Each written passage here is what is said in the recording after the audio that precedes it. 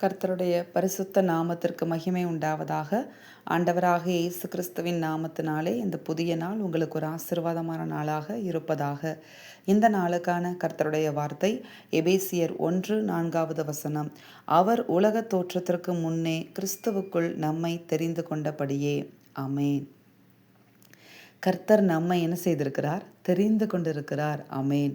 அதுவும் இந்த வசனத்தில் சொல்லப்பட்டிருக்கிறது. எப்படி தெரிந்து கொண்டிருக்கிறாராம்? உலக தோற்றத்திற்கு முன்பதாகவே, நம்ம பார்க்கிற இந்த உலகம் தோன்றுவதற்கு முன்பதாகவே கர்த்தர் நம்ம என்ன செய்திருக்கிறாராம்? தெரிந்து கொண்டிருக்கிறாராம். அதுவும் யாருக்குள்ள? கிறிஸ்துவுக்குள்ளே நம்ம என்ன செய்திருக்கிறார்? தெரிந்து கொண்டிருக்கிறார். அப்போ நம்ம எவ்வளோ பாக்கியம் பெற்றவர்கள். நம்ம நினச்சிட்ருக்குறோம் நம்ம உலகத்தில் பிறந்ததுக்கப்புறம் தான் ஆண்டவர் நம்மை தேடி வந்து தெரிந்து கொண்டு நம்மளை ரட்சித்திருக்கார் என்று நினைத்து கொண்டிருக்கிறோம். ஆனால் இந்த உலகம் தோன்றுவதற்கு முன்பதாகவே நீங்களும் நானும் அவருடைய சிந்தையில் இருந்திருக்கிறோம். அவருடைய மைண்டில் நம்ம இருந்திருக்கிறோம். அப்பயே நம்ம அவர் வந்து என்ன செஞ்சிட்டாருன்னா அவருக்காக அவருக்குள்ளே தெரிந்து கொண்டார். ஆமேன். அதுவும் எதுக்காக தெரிந்து கொண்டிருக்கிறார் அப்படின்னு பார்த்தீங்கன்னா, அந்த வசனத்துடைய முன்பகுதி சொல்லுகிறது, தமக்கு முன்பாக நாம் அன்பில் பரிசுத்தம் உள்ளவர்களும் குற்றமில்லாதவர்களுமாய் இருப்பதற்கு. ஆமேன். ஒரு நோக்கத்தோடு தான் நம்மை தெரிந்து கொண்டிருக்கிறார்.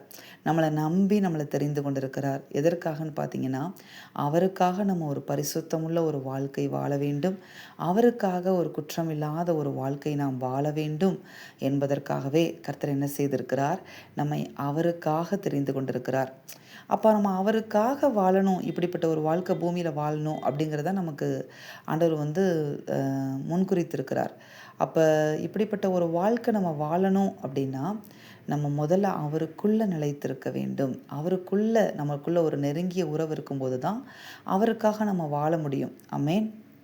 நம்மளுக்கு யார் கூட நெருங்கிய உறவு இருக்கோ அவங்களுக்காக நம்ம என்ன செய்ய ஆரம்பிக்கிறோம்? பூமியில் வாழ ஆரம்பிக்கிறோம். அப்படி தானே?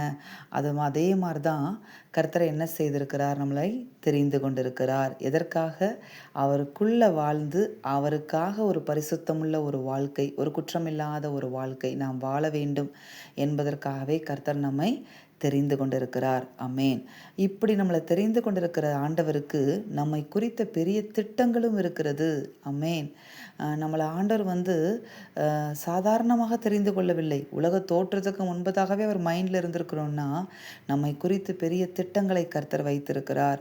அமேன். கரெக்டாக இந்த பூமியில் நம்ம வாழ வேண்டிய காலத்தில் தெரிந்து கொண்ட நம்மை கர்த்தர் தாயின் கற்பத்தில் உருவாக்கி வெளிப்பட பண்ணியிருக்கிறார்.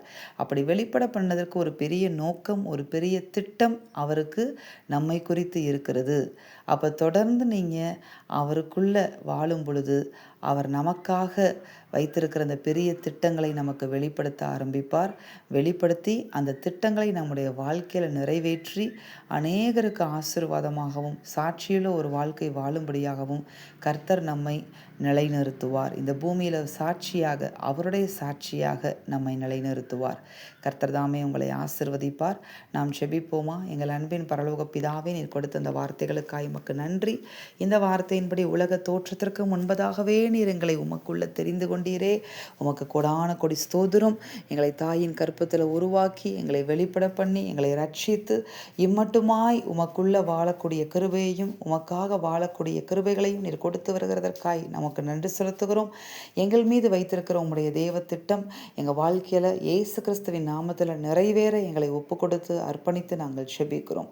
தொடர்ந்து எங்களை பொறுப்படுத்த ஆளுகை செய்து ஆசிர்வதித்து வழிநடத்தும் இயேசுவின் நாமத்தில் பிதாவே. அமேன். இந்த வார்த்தையின்படி இந்த நாளில் தேவன் உங்களை ஆசிர்வதிப்பாராக. அமேன்.